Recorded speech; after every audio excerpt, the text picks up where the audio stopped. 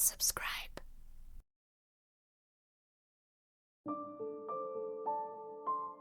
Love Parade stands as one of the biggest music festivals in Europe. A landmark of German popular culture, it drew millions of partygoers from around the world for over 2 decades. It's 2010, and the city of Duisburg is hosting the Techno Parade for the first time. Music trucks drive around the festival grounds, and some of Europe's top DJs are set to perform. Without a doubt, this is the party of a lifetime. Rivers of people are swarming toward the old freight station where the free event is staged. At the main entrance, hundreds are waiting to get in. A cheerful crowd fills the main ramp leading toward the event area. However, with each minute, the crowd becomes larger and larger, causing the festive spirit to fade away slowly. Now there are thousands of visitors tightly packed on the main ramp. Instead of joyful shouts, people start to scream and call for help. There's literally no room to breathe. The fun event turns into a horror scene, taking 21 young lives. It's a disaster no one expected to happen at a festival about love and joy. It leaves everyone puzzled about how on earth it came to this. What pushed the crowd to go wild? The Love Parade has caused controversy throughout its history. It started in 1989 as a parade of 150 people on the streets of West Berlin. 8 years later,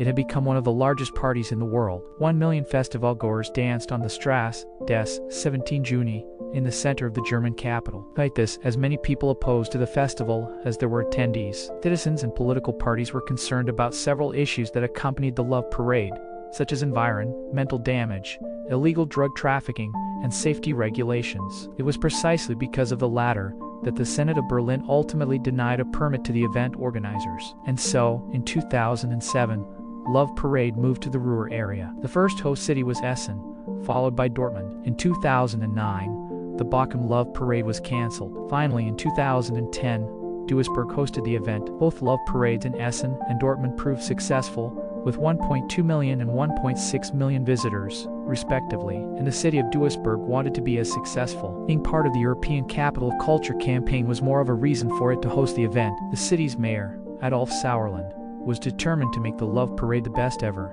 especially because of the forecast of 1.4 million visitors. The city authorities' desire to organize the event at all costs was huge. One might even say exaggerated, to the point that some crucial issues in the organization were overseen. First, there was a concern that the event site was inappropriate for so many people. The city and the Love Parade organizer, La Pava GmbH, agreed to set the parade at the former freight station, with a total area of approximately 120,000 square yards, 100,000 square meters.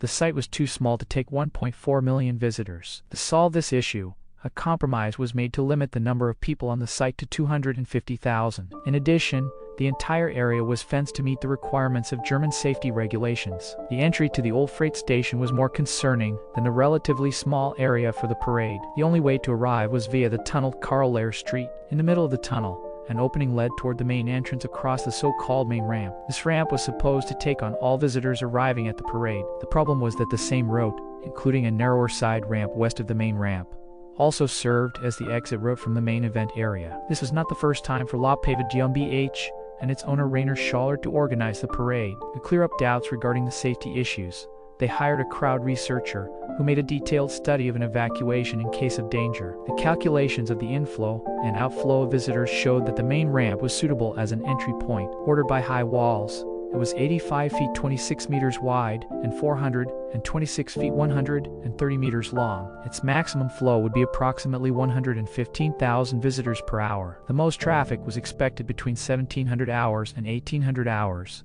with around 90,000 people arriving in the area and 55,000 people leaving. And yet, despite the plans and crowd experts' studies, the parade somehow ended in a disaster. As it turned out, many critical factors were overseen by the organizers. So why did they fail to see the danger coming? On July 24, 2010, the day of the Love Parade, crowds of people poured into Duisburg with great expectations. However, things started to get complicated before the event even started. Namely, the festival gates were to be open at 1100 hours, but due to prolonged construction work in the central area, the opening was delayed by an hour. Therefore, when the gates finally opened at noon, a large group of people was already waiting to get in. In about an hour, thousands of partygoers lined up from both sides of the tunnel. At 1400 hours, the festival began. Floats, decorated music trucks carrying DJs and dancers, formed a parade along the route not far from the main entrance. The idea was for them to draw the visitors to join the parade and continue walking along the route. In reality, they only obstructed those entering the main area, thus slowing down the inflow. The jam at the float's path caused the concentration of people at the main ramp to increase. Already at 1442, the entire main ramp, almost up to the tunnel, was crowded. The number of people waiting there surpassed the capabilities of the crowd manager and the event security. Unable to keep the constant flow of people in and out of the main area, they tried to get support from the police, but couldn't establish contact since they had no walkie-talkies or mobile phones. 1530, police officer in charge finally contacted the crowd manager, trying to coordinate the crowd control actions. The plan was to engage the so-called pushers, whose role was to help people go forward and release the pressure at the main ramp. At the same time, the police would close the access points until the crowd was reduced and form a cordon in the middle of the ramp to shield visitors. Unfortunately, the plan failed almost immediately as the pushers could not move the people toward the central area. Down in the tunnel, the incoming festival goers were threatening to overcome the access control points. Facing the threat of the main ramp getting further overcrowded,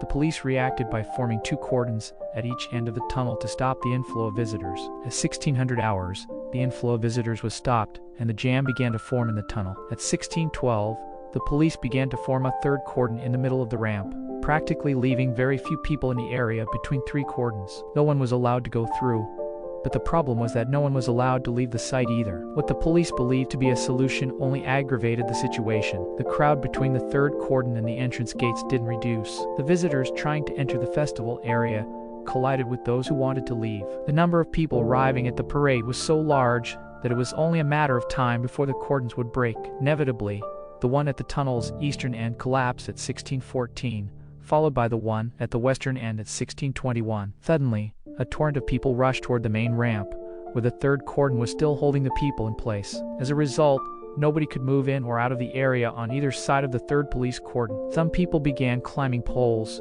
traffic signs, and other structures to reach the main site above them. Finally, under the crowd's pressure, the police dissolved the 3rd cordon, leaving those on the main ramp on their own. 1627, some visitors discovered a way to get out of the main ramp by using a narrow staircase at the western wall, right above the tunnel opening. In a flash, crowd turbulence arose in the area. Everyone wanted to get hold of the stairs and climb up. As police officers noticed the commotion around them, they tried to take control of it, but they were not successful. At this point, the situation started to slide into irreversible disaster. People kept pouring in from the west end of the tunnel, making the crowding near the narrow staircases unbearable. When the police removed the fence in the tunnel to let the ambulance car pass, hundreds of attendees used the opportunity to rush toward the ramp. Even the police's announcement that the festival area was full and would not be accessible until the end of the day didn't change things. The police and the security completely lost control over the crowd, who were resolute in entering the festival. It was left to the festival-goers to get out of the deadly crowd turbulence. Witnesses recalled the scene as painful to watch. People pushed each other, some even trying to climb over others to reach the staircase. Some tried to save themselves by climbing the light poles and the crowd control manager's container. It was important to get above the crowd if one wanted to survive. There were dozens of people unconscious, their bodies held upright by the dense mass. Many were reaching their hands in the air, screaming for help as they struggled to stay on their feet. Here and there, a person would simply disappear in the stirring crowd. There were so many people in a tight place that no one could gauge the scale of the disaster going on in front of their eyes. Not far from the main ramp, the parade's organizer, Rainer Schaller, was doing an interview describing the Duisburg Love Parade as a complete success. He wasn't aware that people were dying only a couple of hundred yards away from him. Emergency vehicles began arriving at the scene as dozens of people lay on the floor with no signs of life. At 1702, the first fatalities were reported on the ramp. On the staircase, people were still pushing up toward the main festival area, with many falling on others' heads. Realizing that it provided the only exit from the ramp and out of the crowd, the police tried to organize the people and limit the number of those climbing the stairs. The density at the ramp did reduce, but the situation was still critical. All over the place, desperate cries for help rang out. It was only at 1716 that the situation at the ramp cleared up, exposing the victims lying unconscious as others tried to resuscitate them. Right next to them, in a terrifying scene, bodies were being pulled out of the pile of people. Once the scene cleared, police, security, and emergency crews jumped in to help the injured. Ambulance cars rushed in and out of the tunnel, taking the severely wounded to the hospital. On the ramp, with the help of visitors, medics were looking for survivors to provide them with first aid. Most of the injured had fainted due to the inability to breathe in the dense crowd, and they had to be revived again. All that time, the party was still going on at the main festival area. However, upon learning what happened at the main ramp, the organizers chose not to end it, fearing that the emergency evacuation of the site might lead to even greater tragedy. The disaster at the main ramp resulted in the death of 21 people and more than 500 injured. 15 people died on the spot, while the other 6 later succumbed to injuries. All of the victims died from compressive asphyxia, the mechanical limiting of the lung expansion by compressing the torso that results in loss of breath. Simply put, air was cut off from the body due to outside pressure. Undoubtedly, it was the crowd turbulence that killed them. The question is, what caused the turbulence in the first place? A situation like this rarely happens by itself. Something had to incite it. Crowd turbulences, such as one at the Duisburg Love Parade, are almost impossible to control once they start, and it is astounding how easily they can occur. In the event that people have to wait long, not knowing why they are waiting, they may grow impatient and eventually start to push intentionally as they expect progress to be accelerated. The slow inflow of visitors to the main festival area, combined with police cordons, created a jam at the main ramp. Once the crowd became too big, the panic started to spread and crowd turbulence began. There were many factors that contributed to the disaster, from the city officials who approved the festival to the event organizers and the police responsible for securing the site. Everyone was involved. The first thing that comes to mind is the choice of location. The old freight station as the festival area was relatively small for an event like Love Parade, especially compared to the site used in Berlin. The location was also constrained by both railway tracks and a freeway on both sides. However, the most controversial aspect was the main ramp's limitations, which were intended to welcome all festivalgoers. Even though the surface of the area theoretically allowed a steady inflow and outflow, in practice, it was limited by the installed fences, food stands, and police cars. Out of the ramp's total width of 85 feet 26 meters, the effective width for the passage of visitors was only 36 feet 11 meters. In addition, neither the tunnel nor the ramp had separate inflow and outflow paths, so people entering and leaving had to go through the same area. One might ask why the organizers and the city authorities decided to use a location with so many safety issues. The probable answer was the Duisburg city authorities' massive desire to organize an attractive event for the European Capital of Culture campaign,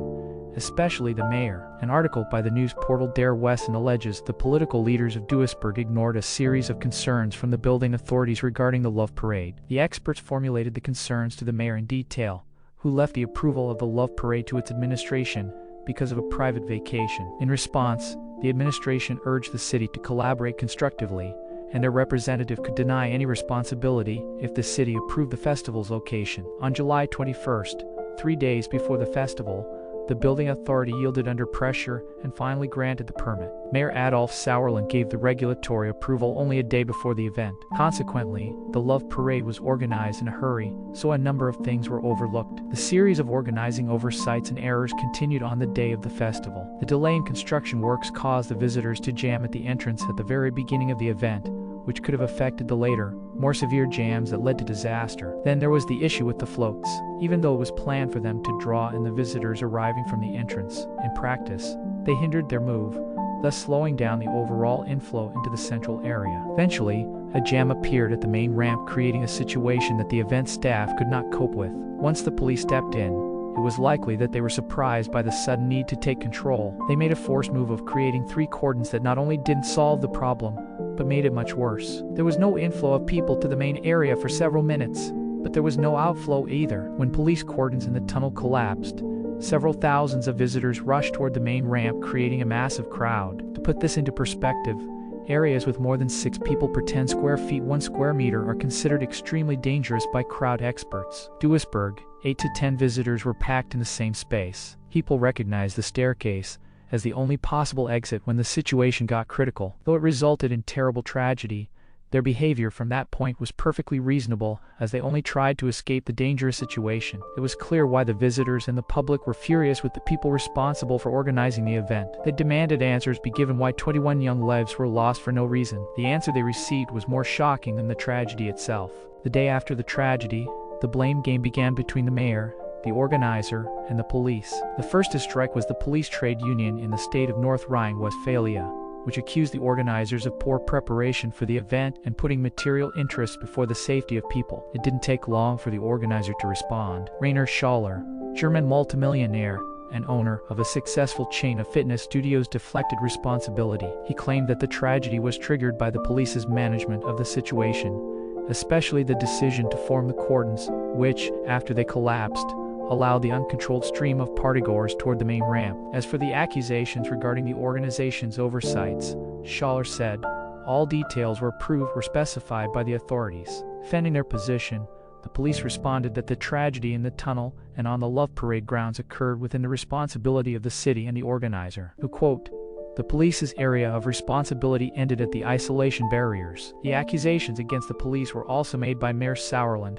whom, on the other hand, the public saw as the main culprit for the tragedy. His administration hastened the preparations and pushed building authorities and the fire department to approve the event's organization. Additionally, the city administration completely ignored all concerns expressed by experts regarding the safety of the visitors. After the tragedy, both the Minister of Interior of North Rhine-Westphalia and the opposition within the city parliament called for the mayor's resignation. The mayor believed such an act would mean he did something wrong and was responsible for the death of Love Parade victims. The shadow of guilt hung over the police, the city, and the organizer for more than 5 years while the investigation was ongoing. The public prosecutor's office in Duisburg, leading the investigation, hired a renowned British expert for human compression, Keith Still. In December 2011, he presented his final report about the accident, based on which the prosecutor filed his charges. Those responsible for the organization and securing the event could not agree on who to blame. The court would rule it, and the court ruled it was no one's fault. On March 30th, 2016, the district court in Duisburg decided not to proceed with the charges against 10 suspects, 6 from the city of Duisburg and the 4 employees of the law pavement company. As stated in the court's decision, the prosecution failed to prove evidence of the alleged breaches of duty of care and their causality. Even though the prosecutor filed a complaint and took the case to the higher court, it all ended the same way. In 2019, the remaining 7 accused took the opportunity provided by German laws to have criminal charges against them dropped in exchange for paying a fine. With the rest of the accused, the trial was closed in April 2020 when it became apparent that due to the COVID-19 pandemic, the trial would not be complete before the statute of limitations of 10 years expired at the end of July. According to the court, it turned out that there were no culprits for the disaster. It just came out of nowhere, an insult to justice and above all else to the victims' families. Mayor Adolf Sauerland was voted out of office in February 2012 in a special election organized based on citizens' petitions. He left the mayor's seat surprised that the voters had forgotten all the good things he did during his mandate. Rainer Schaller was never investigated. According to the public prosecutor's office, he did not influence what the prosecution considered faulty planning or illegal approval of the Love Parade. However, he did accept moral responsibility for the disaster and, out of respect for the victims' families, discontinued the parade for the future. As for the 21 victims, there's only a memorial built at the ramp leading toward the old freight station in memory of the Love Parade that turned into a parade of chaos and death.